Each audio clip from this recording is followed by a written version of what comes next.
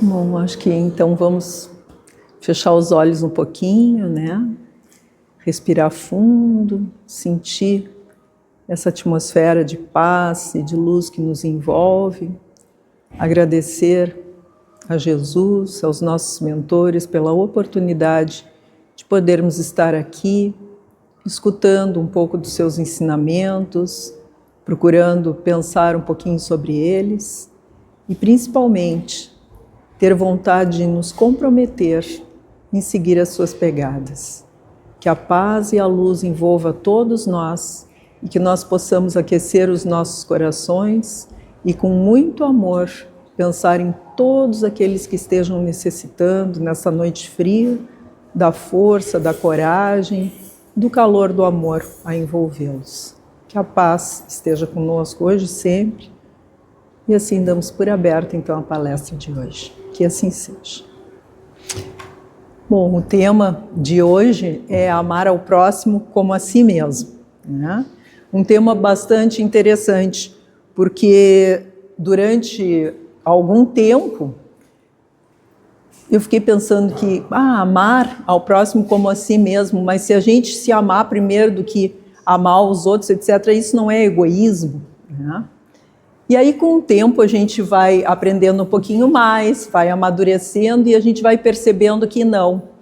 Porque enquanto a gente não aprender a se amar, a gente sequer entende o que é amor, né? E a gente não se reconhece. E aí, em vez de aprender a amar ao próximo, nós vamos aprender a cobrar do próximo. Vamos ter um amor que vai ser um amor de cobrança, né? Vai ser um amor que ele é, vamos dizer assim, aquele que dá, mas espera receber, né? É aquele que causa um ciclo, como eles dizem, salvacionista. A gente faz pelo outro, mas a gente espera que o outro faça pela gente também. Aí, quando ele não faz, porque ele é uma pessoa diferente, ele está com outros envolvimentos, talvez ele ache que é a nossa obrigação auxiliá-lo, né? E aí a gente se revolta contra isso. Aí a gente fica brabo, se revolta, e aí depois se dá conta, não, mas eu não posso ser assim, eu não quero ser assim, entra de novo no ciclo do bonzinho, começa a fazer pelo outro, mas isso aí não leva a um caminho de realmente amar, leva a um caminho de tentar olhar para fora. E nós precisamos primeiro olhar para dentro, descobrir quais são até as nossas potencialidades, quais são os nossos talentos, para que a gente possa auxiliar isso, usar isso realmente para auxiliar o outro, mas auxiliar com aquele amor verdadeiro, que é o amor incondicional. É aquele que dá e não espera absolutamente nada. Dá porque aquilo vem de dentro, né? O exemplo maior que nós tivemos foi Jesus. Ele sempre deu amor. Ele nunca exigiu do outro. Não exigiu perfeição, tanto que os próprios apóstolos que ele chamou eram pessoas imperfeitas, né? Um era brabo, o outro era um cobrador de impostos, o outro ele perdoou a mulher adúltera, ou seja, ele se cercou de pessoas que não eram perfeitas, mas estavam querendo aprender, estavam querendo melhorar. E é isso que nós precisamos fazer. Mas enquanto a gente olha para o outro, a gente não descobre o como melhorar dentro de nós, né? E o único caminho que nós podemos realmente modificar, podemos escolher é aquilo que nós fazemos em nós. É importante que a gente tenha essa consciência, que a gente olhe para nós, né? E amar ao próximo como a si mesmo. Muito bem, mas precisamos também compreender que nós queremos que as pessoas compreendam as nossas falhas, as nossas dificuldades. A gente quer que Deus nos perdoe, né? A gente vive dizendo, Deus me perdoa, porque eu não sabia direito o que eu estava fazendo, né? Me perdoa porque eu ainda estou aprendendo, mas a gente dificilmente consegue ter essa mesma bondade para aqueles que estão à nossa volta, né? A gente muitas vezes faz a cobrança daquilo que nós mesmos não conseguimos ainda fazer. É como aquela historinha, né, a parábolazinha aquela do rei que foi cobrar a dívida que o servidor dele tinha para com ele. E o servidor disse que não tinha dinheiro para pagar. E aí o rei disse, bom, então nós vamos transformar os filhos, a esposa, etc., em escravos. E ele diz, pelo amor de Deus, não faça isso, me perdoe, me dê uma oportunidade para que eu possa vir a pagar essa dívida depois, né? E o rei fica condoído dele e faz o quê? Perdoa, inclusive, a dívida, que é o que Deus faz, né? Nos perdoa sempre. Aí esse servidor sai dali e faz o quê? Encontra com outro servo que devia dinheiro para ele. E ele cobra do servo porque ele quer pagar para o rei. Só que aí o servo diz para ele a mesma coisa que ele tinha falado para o rei. Eu não tenho o dinheiro para te pagar, mas me dá um tempo, me dá uma oportunidade que eu vou conseguir fazer. E aí ele diz, não vou fazer isso, tu tem que me pagar agora. Chama os guardas e manda prender esse. Aí as pessoas que estavam à volta, o que fazem?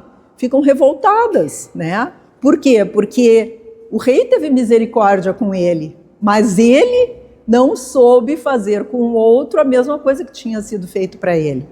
E aí eles vão lá e contam para o rei. E aí o rei o que faz? Bom, se ele não conseguiu ter a misericórdia que eu tive com ele, com o outro, então, e achou que o outro deveria ser preso por uma coisa muito menor, que era devida, então ele também merece ir para a prisão, né? E aí é mais ou menos isso. Não é que Deus vá nos mandar para a prisão, mas ele pede que a gente pense sobre essas coisas. Que se ele está sempre nos perdoando e nos dando novas oportunidades, que nós também precisamos despertar e acordar para a necessidade de fazermos a mesma coisa com o nosso próximo, né? Que quando alguém nos agredir, nos ferir, que a gente pense, se a gente já não agrediu, não feriu alguém e já não teve a bênção do perdão desse alguém, e que em função disso a gente pode continuar, né? Então que a gente possa também perdoar, ou se ainda não conseguir perdoar, ao menos não deseje o mal, né? E não julgue principalmente aquela pessoa. Por quê? Porque a gente não sabe se ela já tem os mesmos conhecimentos que nós temos. Se ela já teve a oportunidade de ter essas experiências que nós tivemos e que nos levaram a já querer agir de uma forma diferente, né? Se de repente não nasceu, como nas preces aqui que falaram, abandonado nas ruas, né? E cresceu sem uma orientação, e por isso age daquela maneira.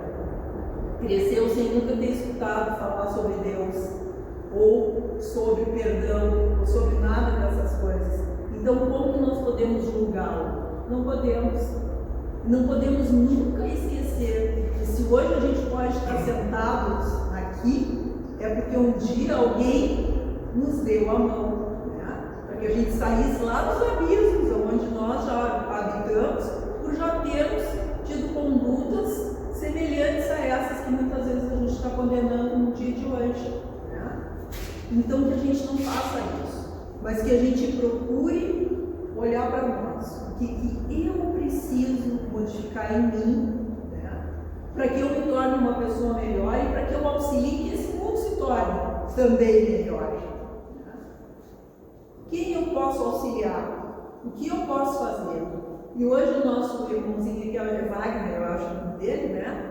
Falou sobre que a gente não precisa de dinheiro, né? Não precisa de coisas assim, para que a gente possa dar, para que a gente possa auxiliar os outros. E isso é verdade, né? A gente tem que ter essa consciência para praticar a caridade.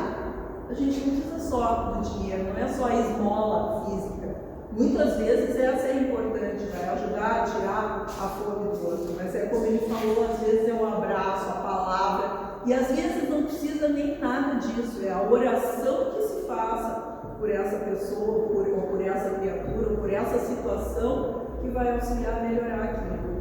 Né? E os criminosos da sociedade é a mesma coisa.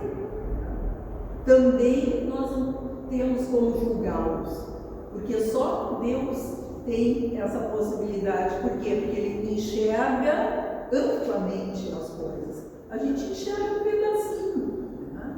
Então, com esse pedacinho que a gente está enxergando, nós não podemos julgar a ninguém. Em vez de julgar o outro, vamos olhar, não é também nos julgar no sentido de nos chicotear, mas é vamos olhar para nós no que nós temos de potencial para crescer, para melhorar, quais são, como eu já disse, os nossos talentos, ou quais são as tendências que a gente precisa ainda dar uma burilada, dar uma escovadinha, uma limpada, para que a gente possa se tornar melhor.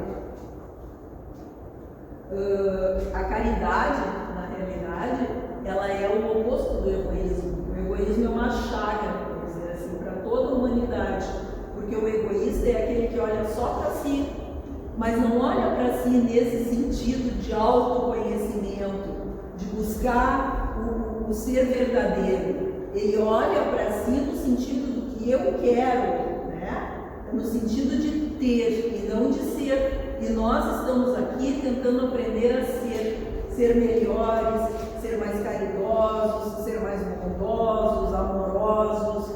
Isso é o que nós precisamos buscar, porque isso é que vai nos levar para o caminho do crescimento, da evolução moral, né, espiritual.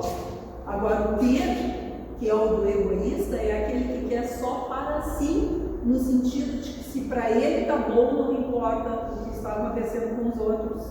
E é por isso que o nosso mundo ele ainda está muito doente, né? Porque ele vive mais no ter do que no ser.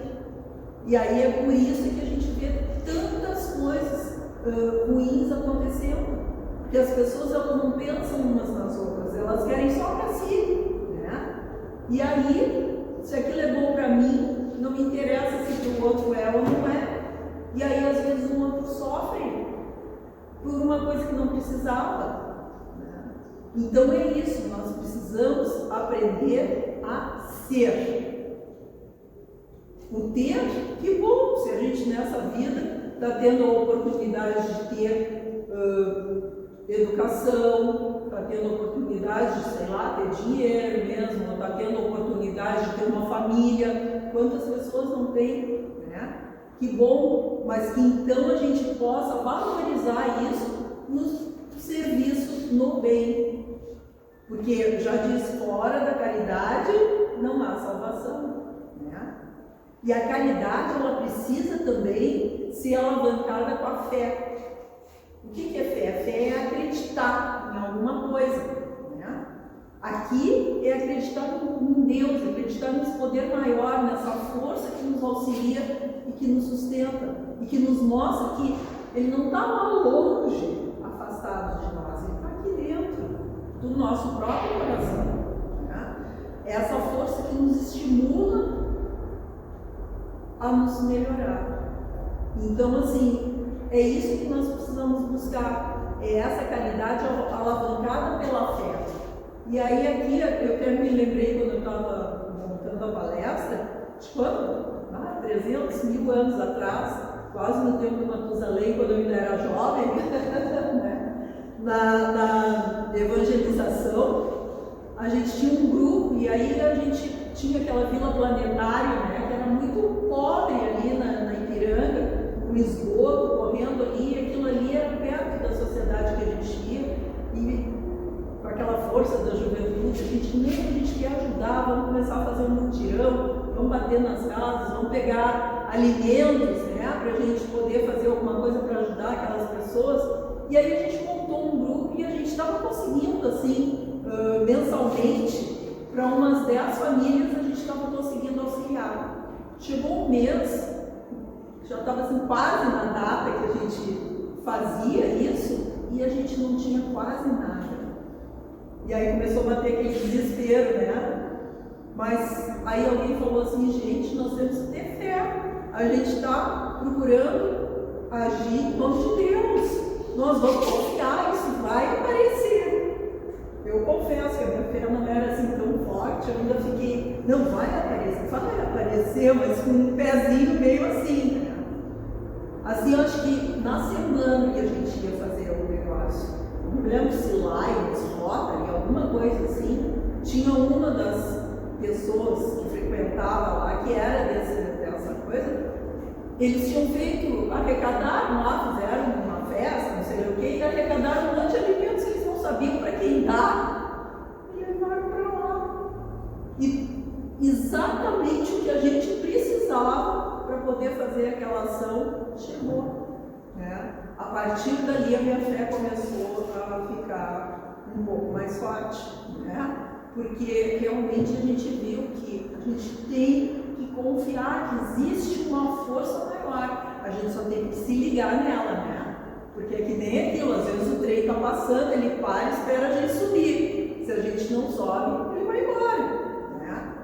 Com a fé também é assim, ela vem e diz, tenha fé, se a gente não tem, é que nem aquele cara, ó, Deus me ajuda, Deus manda barco, avião, e o cara não aceita, e depois diz, oh, Deus me abandonou. Não, ele está ali, só a gente tem que estar atento, né, para poder enxergar os recursos que Deus está nos mandando.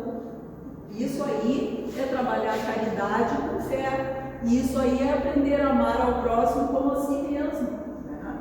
Porque a gente, nessa ação, a gente vai vendo que quando a gente tem a vontade de auxiliar o outro, nós somos auxiliados nesse auxílio, né? E quando a gente está fazendo esse movimento do auxiliar o outro, a gente está aprendendo a se amar também. Por quê? Porque a gente está usando um lado bom de dentro de nós, que é a bondade, né? Que é a boa ação, que é a caridade. Então, elas precisam andar juntas. O nosso amigo falou ali também que não precisa haver muito dinheiro e coisa. Eu falei agora na Vila Planetária, me lembrei. Tinha uma senhora que morava lá na Vila Planetária, a dona Luísa. Ela era uma senhora gordinha, assim, o rosto todo, aqui o pescoço todo queimado. Porque quando ela era pequenininha, alguém se incomodou porque ela estava gritando, brincando e atirou um troço fervendo dela, né? Essa senhora, eu não me lembro nunca de ter visto ela triste, ela estava sempre sorrindo. Não me lembro de ter escutado uma palavra assim, de desamor, ou alguma palavra de tristeza, ou de raiva, de revolta. Nunca. Eu estou falando isso porque eu me lembrei sobre amar o próximo como a si mesmo. Mas ela era muito pobre e ela já tinha 3 filhos. Trabalhava, lavava roupa, sei o quê, para poder alimentar esses filhos. Aí alguém largou uma criança na quarta dela, excepcional. E todo mundo disse para ela, e ela pegou a criança, todo mundo disse para ela, não, tu já tem 3, tu vai pegar mais uma. E ela disse, onde comem 3, comem 4. Então, ela soube, apesar de não ter recebido amor quando ela era pequena, ela soube amar ao próximo como ela gostaria de ter sido amada. Ela soube acolher como ela gostaria de ter sido acolhida, né? Isso é um exemplo imenso do amar ao próximo como a si mesmo. Ela conseguiu transcender nessa ação. Muito poucos de nós já conseguem fazer isso, né? A gente muitas vezes até tem a boa vontade, mas às vezes tem a preguiça junto, né? Então, assim, da gente ir vendo o que nós podemos fazer, né? Como é, e aí lembrando assim, que as pessoas que estão à nossa volta, elas funcionam para nós como se elas fossem um espelho. Elas não estão ali para nos incomodar, que muitas vezes a gente acha, né? Esse vizinho só me incomoda, só traz preocupação para a minha vida, né? Não. Em vez de olhar para ele como um vizinho chato que só me traz incomodação, vamos olhar para ele e pensar, puxa, se as pessoas que estão à nossa volta são espelhos para nós, o que ele está me espelhando, né? Se eu estou achando que ele é chato, que ele é rabugento, será que eu estou sendo chata e rabugenta para com alguém? Vamos usar esse espelho. Ou, puxa vida, se nós somos espelhos uns para os outros, e ele é assim, quem sabe se eu espelho o meu melhor, a minha alegria, a minha bondade, a minha caridade, né? Para que possa fazer com que ele enxergar isso e talvez se tornar uma pessoa também melhor. Né? Então é a gente começar a ver os espelhos que estão à nossa volta para que a gente possa aprender com eles. E com isso aí fica a pergunta, como é que nós estamos nos amando? Às vezes a gente não para pensar sobre isso. Como que nós estamos nos amando? O que eu estou vendo em mim de bom? Normalmente a gente consegue fazer uma lista grande das coisas que a gente não acha boas, né? E às vezes tem dificuldade de encontrar as coisas que são boas. A gente deveria tentar inverter. Ver, porque nós somos, na maioria, pessoas que têm muitas qualidades. Nós precisamos procurar e encontrar as nossas qualidades. Mas como é que a gente faz isso? Só com autoconhecimento. Né? Para que a nossa listinha das qualidades cresça. E aí até a gente possa ir riscando algumas lá que a gente tinha no lado das qualidades negativas. Né? A gente precisa das duas asas, da razão e do coração, da sabedoria. Né? A razão, ela é mental, então ela nos faz crescer essa parte da sabedoria aqui. Mas o coração, ou seja, o amor, ele é o que nos faz crescer na nossa parte de evolução espiritual e evolução moral. Então a gente tem que procurar muito buscar esse amor dentro de nós. O amor na vida aqui de relação normal do mundo, ele é medido pelas relações que a gente tem com as outras pessoas, e como é que a gente lida com as outras pessoas, né? Quanto mais saudável é a relação, parece que mais amigos a gente tem, mais coisa. Quanto menos quanto mais isolado a gente fica, mais doentinho a gente está, né? Porque não tem isso visto no mundo. Mas na espiritualidade, uma relação saudável, ela é o bom contato que nós temos com o nosso eu interior. Não esquece de pegar isso. E nós precisamos de relações saudáveis com o lado espiritual. Então nós precisamos buscar esse nosso eu. Precisamos, né? Porque uma relação doente é o afastamento, espiritualmente é o afastamento desse eu interior. E o que é o afastamento desse eu interior? A gente ir vivendo a vida assim, no oba-oba, sem pensar muito sobre ela, sem refletir, sem nos buscar dentro dela, né? E aí a gente tem que pensar como que nós estamos nos vendo, qual é a parte que a gente está vendo. A gente está se vendo como vítima das situações, né? Vitimismo é uma coisa que nos traz uma imobilidade. Nós ficamos parados ali, nos sentindo vítimas, né? O contraponto da vítima é a aceitação, ou seja, isso aqui não é bem como eu gostaria, mas eu não estou tendo como mudar, né? Então, em vez de ficar ali sofrendo e me sentindo vítima do mundo, eu vou aceitar isso e através dessa aceitação eu vou ver que caminhos eu tenho para modificar, né? Predador é aquele que foge pelo domínio, né? Ele quer sempre dominar as situações. Aí nós temos exemplos vários, sem julgamento, né? Que a gente falou aqui para não ter julgamento, mas temos muitos exemplos. Por exemplo, o Putin, lá na Rússia, ele é um predador, né? Ele está tentando dominar as criaturas, por quê? Para que ele possa se sentir forte e poderoso, né? E aí, qual é o contraponto disso aí? É aprender a ter mais consciência das coisas. Aprender que a gente tem que ter fraternidade nas nossas ações, né? O outro, a rigidez, o ser, vamos dizer assim, controlador, é tipo querer fugir de uma realidade de si mesmo, porque a gente quer controlar o mundo à volta, né? Não, nós precisamos, não é controlar, nós precisamos aprender a conhecer o nosso mundo interior, né? É a única forma, e aí a gente vai conseguir uma limpeza mental. Culpa. Ou a gente faz uma autopunição, ou a gente pune o outro, né? Quando a gente sente culpa. E qual é o único sentimento capaz de modificar isso? É o perdão.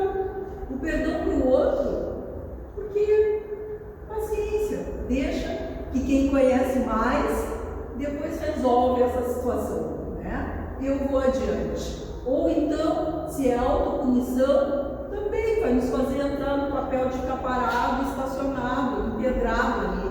Nós precisamos fazer o quê? Um reconhecimento, de novo, olha lá, busca lá no eu interior. Vou reconhecer as coisas que eu fiz e vou me propor a fazer diferente. Aí eu já saio dessa situação de vítima, mas para que, e da culpa, mas para que eu consiga fazer isso eu tenho que me perdoar, porque enquanto a gente não se perdoa, a gente fica ali se chicoteando.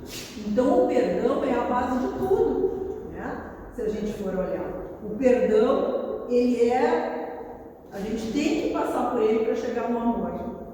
E se é amar o próximo como a si mesmo, se amar também, eu tenho que aprender a perdoar o próximo e a me perdoar para chegar nesse ponto do amor, né? Não perdoar, já dizia, como tomar veneno e querer que o outro morra. Não. Nós é que vamos passar por isso, né? A falta de amor gera doenças na alma. Então, assim, não amar reflete em nós mesmos, né? Como doenças, inclusive no corpo físico, porque quando a alma adoece, a gente sabe que ela espelha no corpo físico, né? Então precisamos pensar nisso. E saúde é a perfeita harmonia da alma. Então, olha só, tudo está lá dentro. E o conhecimento da alma é interno, é no eu interior. É lá dentro. Então, esse é o convite, para que a gente aprenda a buscar lá dentro, para aprender a se amar, aprender a se perdoar, e através disso conseguir perdoar o próximo e conseguir amar ao próximo de todas as formas, né? Ainda teria mais algumas coisinhas aqui, mas o tempo é escasso. Eu só vou ler uma coisinha desse livro aqui, para que a gente possa terminar, tá? Esse livrinho eu acho bem interessante, é um modo de entender uma nova forma de viver. E ele traz uma noz como um exemplo. Casca dura, né? A gente precisa quebrar ela para chegar lá naquela partezinha boa, gostosa. Isso somos nós, é o que a gente precisa fazer. Aprender a quebrar essa nossa casca dura e chegar lá no nosso interior, para que a gente possa aproveitar isso aí. E ele diz assim: aprendendo a nos amar. Em verdade, o exercício da aprendizagem do amor inicia-se pelo amor a si mesmo e, consequentemente, pelo amor ao próximo, chegando ao final, na plenitude, do amor a Deus. Muitos de nós nos comportamos como se o amor não fosse um sentimento a ser aprendido e compreendido. Agimos como se ele estivesse dentro do nosso mundo íntimo e passamos a viver na espera de que alguém ou alguma coisa possa despertá-lo do dia para a noite. Não é, gente. É um aprendizado, é diário. é um aprendizado, é uma observação, é um aprendizado a colocar na ação. Né? E aí, por último, pedacinho que eu coloquei. Vale considerar que quanto mais soubermos amar, mais teremos para dar. Quanto maior discernimento no amor, maior será a nossa habilidade para amar. E quanto mais compartilhá-lo com os outros, mais ampliaremos a nossa visão e compreensão a respeito dele. Seria isso. E aí agradeço imensamente, né, pela oportunidade de estar aqui, que nós possamos todos ser envolvidos pelo amor de Cristo, possamos saber buscar no nosso coração as suas pegadas e colocá-las na nossa vida diária, ampliando os nossos pensamentos de amor e de luz para com todas as criaturas. Principalmente nesses dias frios e gelados, nós possamos levar os nossos pensamentos de carinho e